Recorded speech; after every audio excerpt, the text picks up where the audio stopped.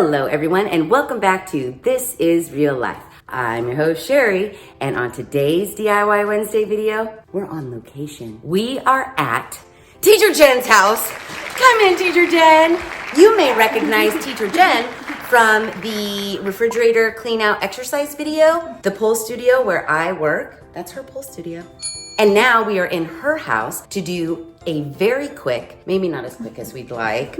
As you know, everything goes super quick in my mind. We're gonna do a very quick, very cost-effective dining room fresh up. I would call it a fresh up. Jen is looking for, just an update. She wants to give her house a little zhuzh, and we thought the easiest place to start would be the dining room. So let's take a look at the before, and then we'll let you know what we're doing in the after. So the original plan was, we got this fabric because it makes me happy. There we go. She was just out buying fabric that made her happy. In reality, what her plan was before I stepped onto the scene, she was going to just recover the dining room chair pads, which I told you guys before is super fucking easy. We've already recovered these one time, and the fabric on here is gorgeous, but again, it's nothing that she wants right now in her life. So she went out and eyeballed fabric to Yes, which she did a pretty good job. The plan is that she wants this more like vibrant fabric to be the heads of the table. The fabric that coordinates but doesn't have like the tropical pattern that's just black and white pattern on the 4 chairs. And we were like, we can knock that out in like 5 seconds. But then we got to thinking. That's where we got into trouble. Yeah, totally. And this is what happens, like there's no real sense, ain't nobody got time to go buy new furniture. If the furniture that you have is perfectly fine and maybe it's not your style anymore and you want to like venture out into something new and crazy, doing something as simple as recovering the chairs could change the whole thing. But because we're extra, Definitely definitely extra, just doing every possible thing. We're going to paint the top of this dark wood table. Jen wants it black, so we're gonna paint the top black. We toyed around with doing the whole thing black, but then we took one look at how intricate these chairs were, and we were like, oh, hell no. So think of those farmhouse tables, but don't think farmhouse. But the tables where the legs are one color and the top is another color? That's the plan for this, except instead of farmhouse, it's gonna be a little bit more modern because we're going to do the dark wood and black, and then this really cool fabric on the chairs. And it's gonna be huge. It's gonna be quick. It's gonna be easy. Our first step is the chair pads. So we'll go over, it's so easy. You don't even need to go over it, but staple gun literally is all you need. And then we'll get to the rest of the shit that we're gonna do. I decided that we're gonna, for now, use the table as like our work surface because we have to sand this tabletop anyways in order to paint it. So if we scratch it right now, not that big of a deal. Here's your chair. Typically when you have a chair that just has a seat, you're just gonna see that it's super easy. There's gonna be screws underneath, maybe 4, and you can just literally remove this. Now from the first time Jen did this, it looks like there's no screw in this corner at all. We just use gravity. It just, who hangs the chair upside down? Why need a screw? I've never had issue. So we need to remove 2 screws, and then we can take this chair pad off, and then we will get the fabric and recover it. So when you've got chairs like this, take off the screws, super easy. You can just even use a hand screwdriver, especially if you only have 2. Okay, so chair pad is removed. Literally, there's nothing wrong with the way you did these originally. It's literally you're just wrapping a present and you're stapling it down. I think maybe what may have been an issue and why you didn't screw in the other 2 is maybe you had a tough time getting it through all the layers of fabric because we didn't trim any of the fabric off. So when redoing it, we're actually gonna just use the amount of fabric that we need. If you've inherited chairs that have already been recovered once before, I just have a flathead screwdriver and I'm just gonna go ahead and remove the staples that are in there. And sometimes you can even just pull. If you don't care about saving the fabric, you can literally just pull it out. Also too, the fabric that's currently on your chair may be smooth, so you don't even have to worry about taking it off. But because this fabric is so dark and this does have a texture and this is more smooth and we don't want to risk that, we want to look perfect.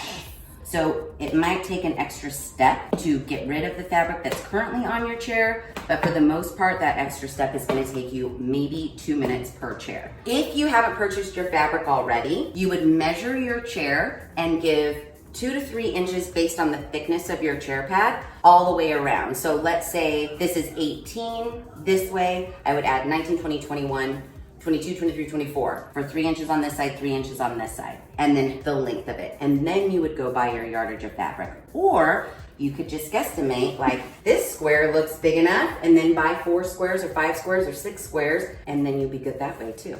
Measure it, eyeball it. The risk in eyeballing is you may not have enough. I would recommend measuring, but So would I. on chair pad, like on the seats of a chair, you can pretty much guesstimate. So this is our original, and it is smooth, but there is a little bumpy line. Oh, I think we're okay. Because you bought such durable, almost like canvas fabric, I think we'll be okay. Oh my gosh, that's gonna look so good. I know, it's gonna look really good. From this to this to this, it's like, styles change, tastes change. The table is still good. Yeah, we're gonna just freshen it up. So we're gonna take out these staples and then we'll get ready to prep this fabric.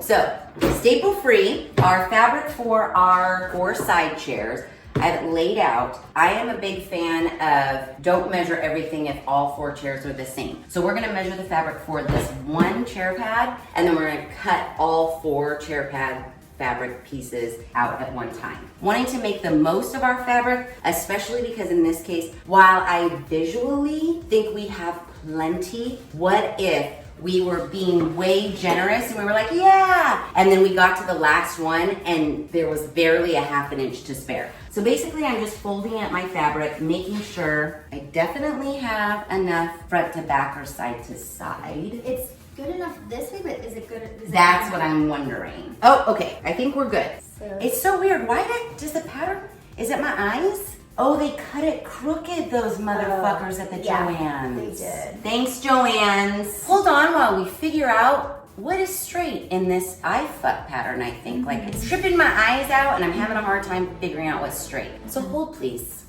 So it only took Jen and I 17 years to figure out this fabric. So not only was it not cut square, but I think the pattern's actually printed off square. In my perfect dream world, which Jen was like, just let it go, I wanted the fabric patterns to all match up so that when you pulled out the chair, you would see this diamond and this diamond on every single chair. Unfortunately, that's not how it's gonna be, which is fine. It's fine. No one's gonna pull out 2 chairs and be like, that diamond's shifted over to the left on the side. No one's ever gonna do They that. will be uninvited. Yeah.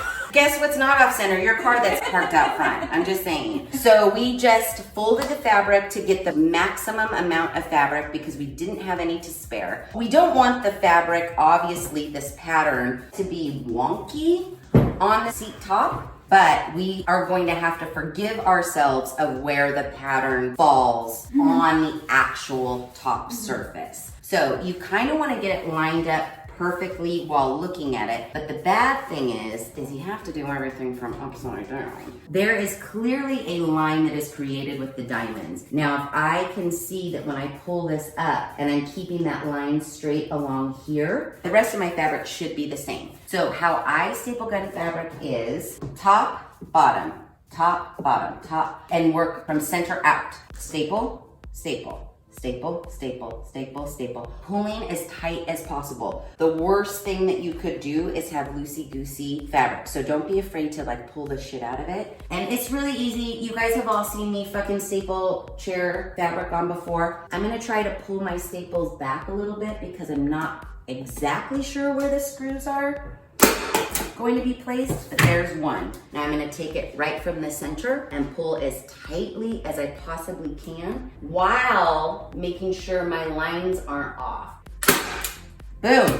And then you just go, go, go. And then magically, when everything's all stapled, you have a beautiful fucking chair that looks amazing. I love it. I'm glad you love it because this is your job. So if Jen messes up her own chair pads, That's her fault. It's not my fault at all. While Teacher Jen is over there working diligently on the chair pads, we're gonna get started on the tabletop. Because the table is so intricate in a lot of areas, we were just gonna do the tabletop. Now this is something you can do with your furniture too. You know, it's literally just paint. So if you fucking hate it, repaint the whole thing, sand it back down to wood, not a big deal. Do we want our first plans to always work out and look beautiful? Yes, we do. Does that always happen? Not necessarily, but we're gonna give it a try. Our plan is we're only refinishing the top and the rest of the table is going to stay dark wood. So currently, Jen has a leaf in here, but the leaf really makes the table too big for the space, but I wanna refinish the leaf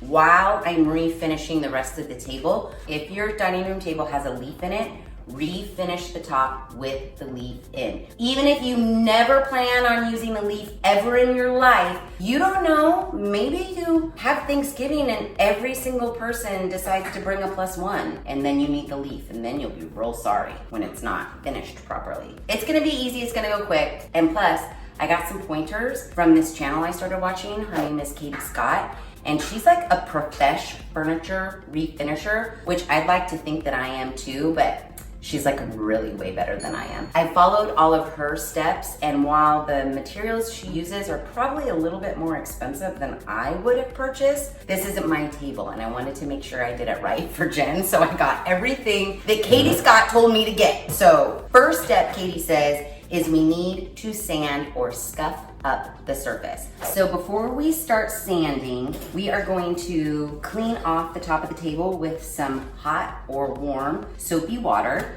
I know it seems like, why, you're just gonna sand it. If we can get off any, you know, just even furniture polish residue, that will just make our sanding process go a lot smoother and easier. You know, it's a table. It's gonna get a lot of use. We don't want all of our hard work to just chip off. Prepping everything as best as possible, following all the steps, even though tedious, we're still gonna do it. Ain't nobody wanna touch up a table every like 6 months or whatever. Hell to the no. Hell to the no, because number one, guarantee we won't touch it up and we'll just leave it chipped and then we'll call it shabby chic when it wasn't intended to be shabby chic to begin with. Hot soapy water, wipe the shit down. Now we're not trying to sand this down to like the wood that it once was. We just need to stuff it up so that our paint clings to it so that it doesn't chip. We're going to use a primer, we're going to use the right paint, and then it's just gonna be like amazing. So, table is wiped down and dried, and now I have my handy dandy Black & Decker palm sander, hashtag not sponsored. I have it fashioned with, you know, my new favorite sandpaper. Again, not sponsored by 3M, but they don't lie. It is longer lasting. It is everything it says. If this was a skincare product, I would totally recommend it. We're gonna start with 220 just to give it a scuff, and then we're gonna smooth it out even further.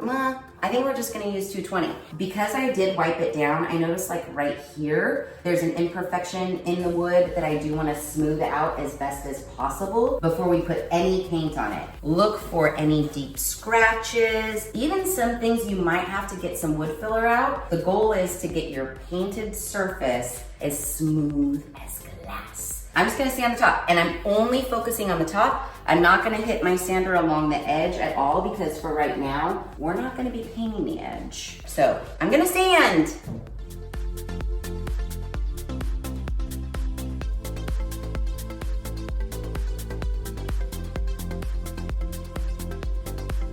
Okay, so sanding is done. I actually started with the 220 and then felt like it wasn't roughing up the table enough, so I switched to a 120. Actually had to go a little ham in some spots, which was not my intention. It was just supposed to be a light scuff up. But you know, when you're right up against your tabletop and then you notice like there's a little scratch there. So I'm gonna wipe this down, do another light sanding by hand with the 220. And you know, while I was over here sanding, Jen has gotten one chair pad done and she's super fucking stoked about it. We're not gonna show you until the end, but see, she's very excited. She's already pictured it. It's probably already up on fucking Instagram and who knows what. That is exciting. And so painting a tabletop, a lot of prep, but very little money to make a huge impact. So don't skip the steps. And this is coming from me, the girl who shortcuts fucking everything. Initial sanding, then smooth sanding, then we can prime.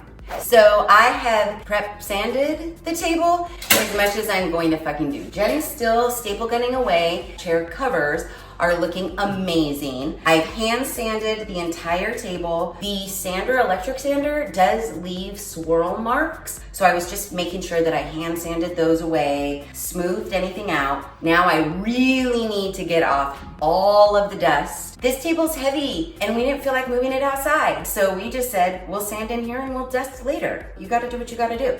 Okay, so Jen and I took a little break. We ate some pasta. We're feeling rejuvenated, ready to move on to the next step. How you doing over there, Jen? We're just doing those chair pads. Just nail it away. She's being very, very, very particular and very precise, which I appreciate. The fabric, the pattern is centered. She's being very meticulous, so I am thankful for that, and she'll appreciate it in the end, I'm sure. I have completely wiped down, dusted off, and now we are ready to prime. According to my new bestie, who doesn't know she's my bestie, Miss Katie Scott, her favorite primer is the Zinsser Bin Shellac Base Primer. And I think she really likes it for laminate, glossy topped furniture because it adheres to the laminate, and then the paint adheres better to this primer. And then this also, even though we're gonna paint a dark color on this, if you were painting a light color on top of a dark wood, not using the right primer, eventually that wood color might start to bleed through your paint. We don't want that. So now that I'm in a dust-free environment, I've changed my shirt to a dust-free shirt. We are going to roll our primer on with a microfiber rolling pin. Katie said to get this, so I got it. That's what we're gonna do next. Primer. All right, so primer is ready to go. Oh, you know what? Because I don't want to get the edge of the table, I only want to paint the top. I'm going to tape off. I want to try to avoid getting as much paint on the edge of the table as possible. So before I prime, I'm going to go ahead and tape off, which is something I wouldn't normally say I'm going to do, and I'll just be extra careful, but I'm going to tape it. Boo.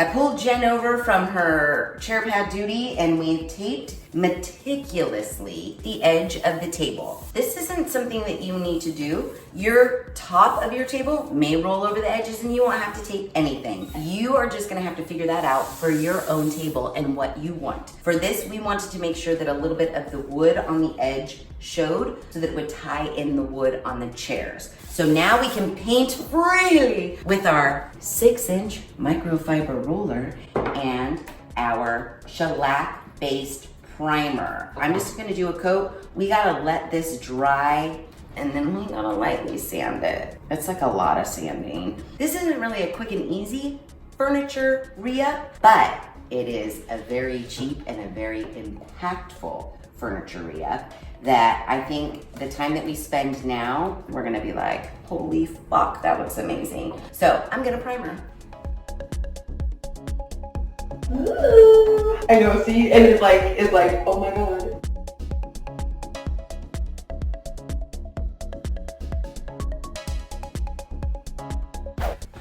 Okay, seriously, me and Jen are so fucking excited right now. The table is so primered and I really am treating this thing like it's going in the, I don't know what sort of museum, but a really good one because I have primered one coat only, but then I just hand sanded it with 220 grit. It is so smooth and so ready for its top coat. It's getting into the wee hours, but and by wee hours, I mean like 9 o'clock at night. I want to get a coat of black on this. But in other exciting news, Jen is completely done covering the chair pads. And so show this one. She did such a good job. This is just proof. You can literally take it off, or you can hold up the entire chair. But look how cute. They're my armchairs. Yes. You know, you guys always say, oh, I couldn't do that. Jen's not just another little Sheri clone. No. I forced her. I taught her just like I teach you guys. She recovered this very good, very tight,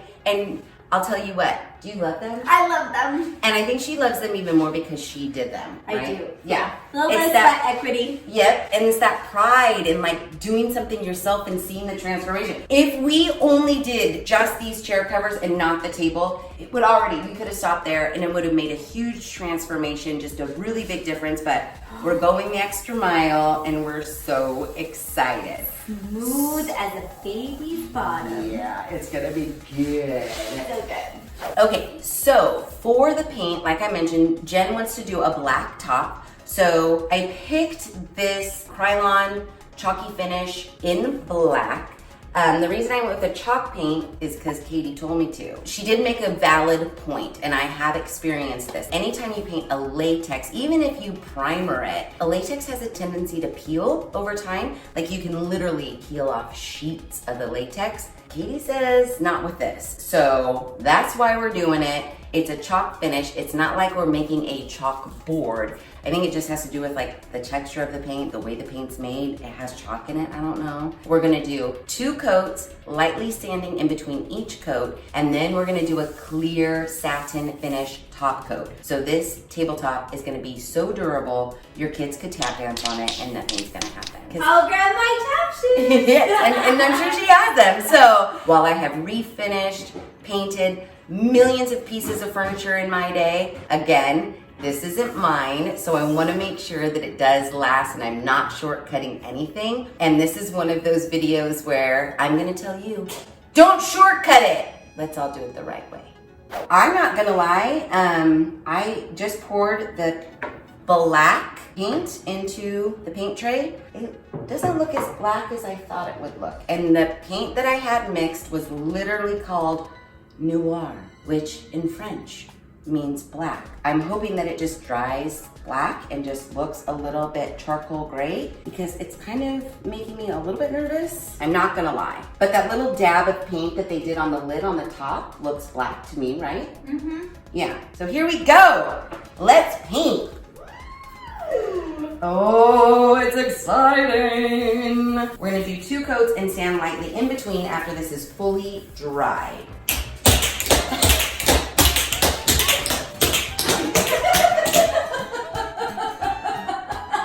Just warming up the tap shoes, guys. No worries. Told you she had tap shoes. I knew it. When's the last time you took a tap class? Probably been since 2010. So clearly, Jen is not a faithful watcher of the channel because if she was, she would have seen the video cleaning out your closet, learning to let go.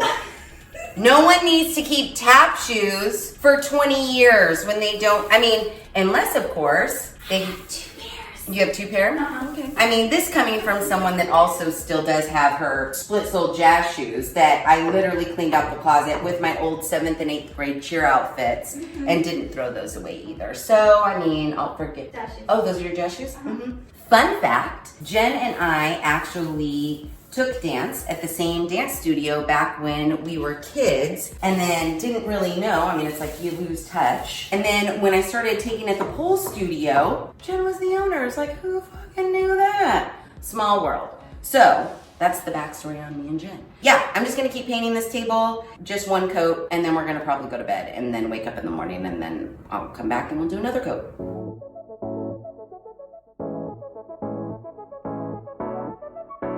Okay, so for certain, the struggle, it is real when it comes to this tabletop. I initially was gonna title this video something to the effect of like, quick and easy dining room, updo or redo or refresh or whatever. And I'm going to change the title to not so quick and kinda easy-ish dining room redo. The paint on this tabletop has been giving me so many issues. Issue number 1. Remember how I was like, I don't think this is as black as I want it to be. Jen was being very sweet and she's like, no, it's good. It's like a charcoal bluey grayy black. And I'm like, yeah, that's not black. I need it to be like jet black. And it was not.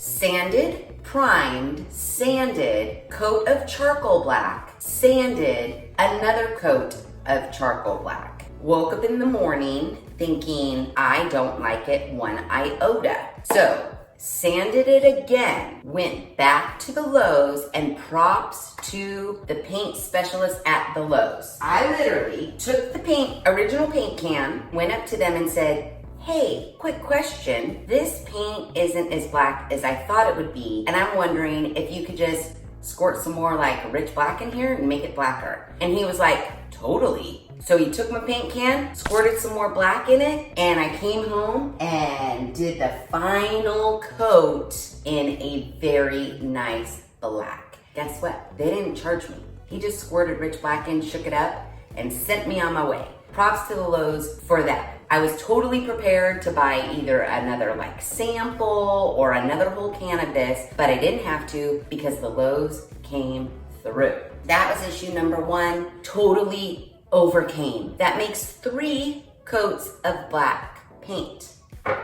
That brings me to issue number 2. We took off the tape from around the edge of the table to just, see what it would look like. I'm not gonna say that Jen's tape job wasn't superb, because it was. However, she just didn't press the edge of the tape as hard as I was pressing. So some of the primer bled through the tape and onto the brown wood part of the table, which I didn't like. I retaped the entire table 1 edge lip down and then painted that. Did it take some time? Was I kind of a little bit like, I was. Overcame issue number 2. Issue number 3. By the time the 3rd coat of the now black chalk paint dried, it was looking really not awesome. Brush strokes, not like the hairs of the brush, because I did paint that final black coat with our gal's favorite zebra fan paintbrush, except for it was leaving like stroke marks, I guess you could say. Some marks were a little hazy, some marks were not. It was really pissing me off. So I lightly sanded that in hopes that once I put the clear coat on, that would all go away. And it did. That is where we are at right now. Yeah.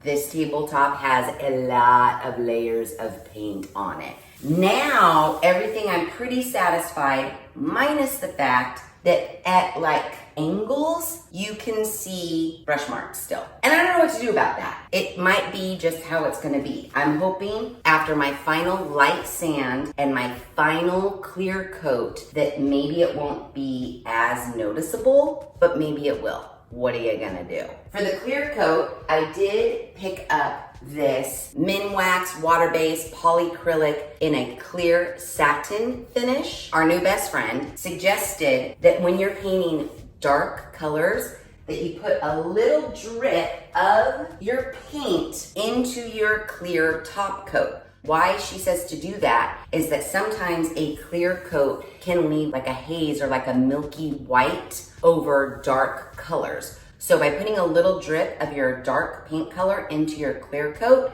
that should remedy that. And I'll tell you what, this is the first clear coat and it did. It looks beautiful, minus the fact that, when the light is like hitting it in a certain way, I can see my brush strokes. Maybe after this final last sanding and this final clear coat, then we'll be good. Well, we're gonna have to be good because that's it. I'm done. I'm donezo. Jen has all the chairs completely covered. She's going crazy in chair covering. I will tell you what, she has discovered that covering chairs is her jam. She can't get enough of it. And then she went back to the fabric store because we decided that we wanted to sew a runner for the table out of the florally-ish chair print. So we're gonna be doing that too. And so when she was at the fabric store picking up more of that fabric, she found another fabric that she loved that had the same colors, but it had llamas all over it. She has a little desk in the corner of her kitchen with a chair, and I was like, why don't you cover that chair in llama fabric? And she went crazy. Covered the chair in llama fabric. I'll show you. It's over here. Look at how cute. So this is her llama chair, and she wants to paint the chair lime green to match the lime green on the cacti in the llama print fabric. I've created a DIY monster, and I couldn't love it anymore. We also took another piece of furniture out of the dining room, decided it needed a pop of color, so we painted that too. You'll see that in the final reveal as well. But now, what we're gonna do is finish this final coat of paint on this tabletop. We have to get to our final sanding. I am using a 320 grit sandpaper, and I'm just gonna do it by hand. It's quick, it's easy. You don't need your palm sander because you're not trying to do anything but just gently give the coat underneath some grip so that the coat on top adheres to it. So gently, ever so gently, run it along the table. And you would think by doing this, you're just fucking up your whole paint job. But surprisingly, you're not. You know, wipe off all of your sawdust, and then you're ready for your final coat. Now you may be asking, Sheri, why didn't you show us all those steps? All your trials and tribulations? Because it was the same thing over and over and over again, 17,000 million times. Sand, paint, sand, paint, sand, paint. I thought I should spare you. Except for this final one, and I couldn't be more excited.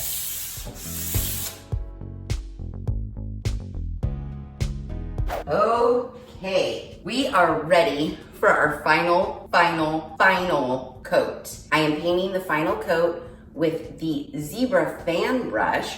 It is a very lovely brush. I just hope it doesn't leave brush marks. Nice and easy, even strokes. Here we go. Very exciting, I know. I am trying to make sure that I do roll over the edge where the table will come together. I do want this clear coat to roll over all edges. I'm trying to make my strokes as even as possible, and I'm trying not to go over the same area too many times. Kind of like when you paint your nails, as even can be. Okay, so I am just gonna put a final coat on the leaf and on that side, and then we'll just wait for it to dry. Please let it turn out. I can't bear to do another sand and another coat. I just can't.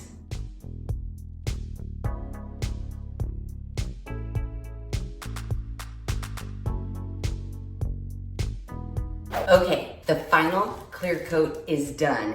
And I can already tell this side of the table is what I did first, and it is drying perfectly from what I can tell. I'm loving it, and I hope that when Jen gets home, she loves it too.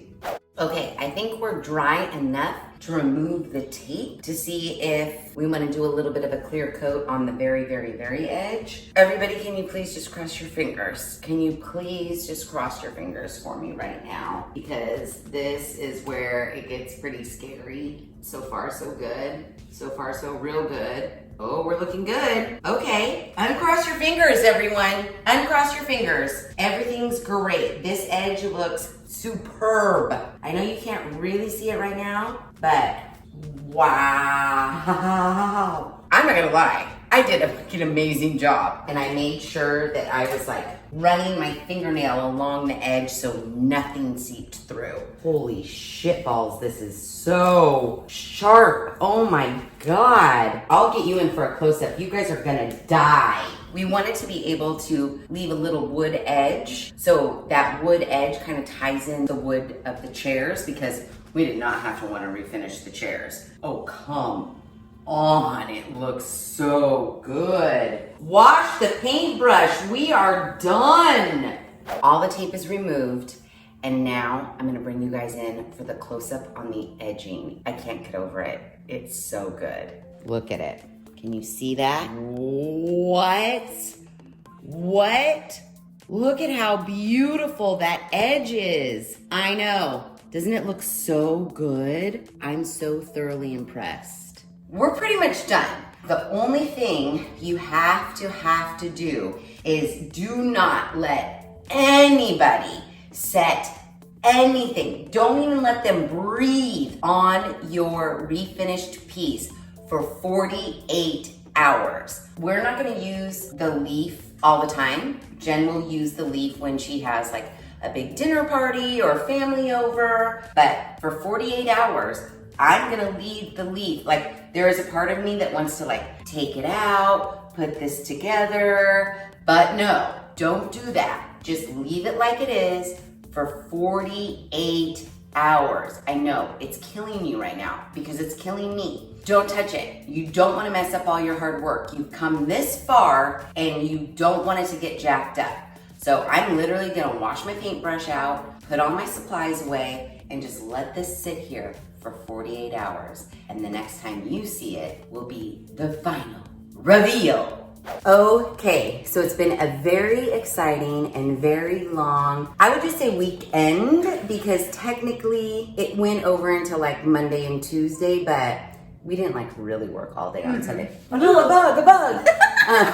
You definitely saw the trials and tribulations with the paint situation, but all in all, in the end, it turned out fucking amazing. Now, let me just remind you of the space before.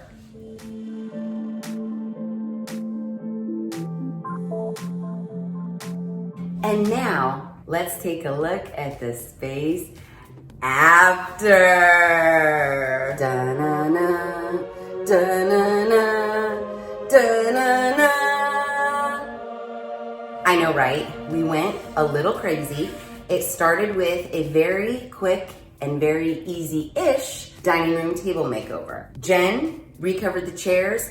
Perfect. What'd you estimate on fabric price? For the chair covers, about $40. And then we went a little, we did go a little extra because once we started seeing it all come together, it was just like, we need to do this, we need to do this. Supplies for like the paint, the primer, the paintbrush. I believe I spent about $70. You're looking at what, that's $110, $120, even if we call it $125. A dining room table that seats 6 does not cost anywhere near $110 to $125. If your dining room table is perfectly fine, like Jen's was perfectly fine, it just wasn't her style anymore. She wanted a refresh. And you get, I mean, I'm not even gonna lie. It looks like you went and bought a whole new dining room set, don't you think? 20 years old. And looks 20 years old and looks brand new. The accessories, I literally just went around Jen's house and was like, we can pull this, we can pull this to style it and make it super cute. The table runner that we made, you'll see that in an upcoming video. We just got coordinating fabric and made a table runner to match the chairs to tie everything in. It turned out amazing, and there's no reason why your dining room table can't turn out amazing too. It just takes a weekend and maybe like $125. And I love my space. Yay! And she's like high on DIY right now. Yes. She wants to DIY everything. She wanted to paint the table. I told you guys, I already told them when you weren't home that you got the llama fabric and redid that chair. Yes. We're looking around her space. We're doing other things. It's like Snowball. DIYer right here. You're looking at her. I converted one. And if I can just convert one every hour on the hour, that would be great by me. So if you like this video, please be sure to give it a big thumbs up. If you haven't done so already, please subscribe to the channel. Be sure to ring that notification bell so that you are alerted to all of the DIY Wednesday videos I push out, which is every other Wednesday at 5:30 Pacific Standard Time. Make sure you share this video with your family and friends, especially those friends who are like, I'm shopping around for a dining room set and they're just so expensive and I can't find anything that I like. Share this video with those friends and have them give their dining room set a refresh. Show them how easy it really is and for not a lot of money. So share this video with your family and friends. And as always, thanks for hanging out.